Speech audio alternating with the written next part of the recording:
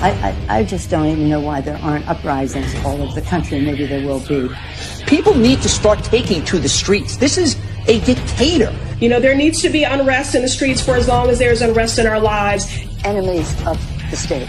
Show me where it says that protests are supposed to be polite and peaceful.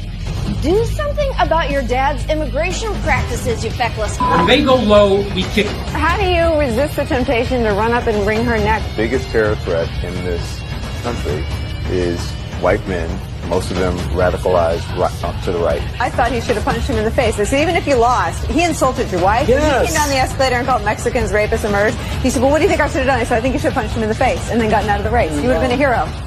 I'd like to punch him in the face. I said if we were in high school, I'd take him behind the gym and beat the hell out of him. Punch some people in the face! When was the last time an actor assassinated a president? They're still going to have to go out and put a bullet in Donald Trump, and that's a fact. Look as his character is stabbed to death. Where is John Wilkes Booth when you need him? I have thought an awful lot about blowing up the White House.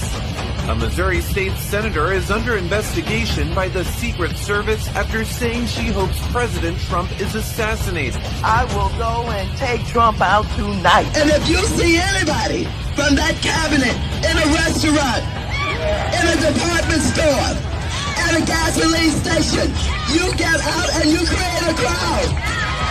And you push back on them. And you tell them they're not welcome anymore, anywhere.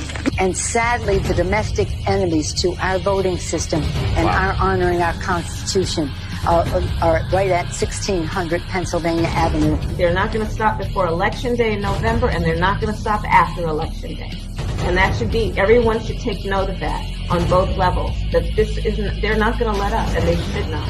If you think we're rallying now, you ain't seen nothing yet.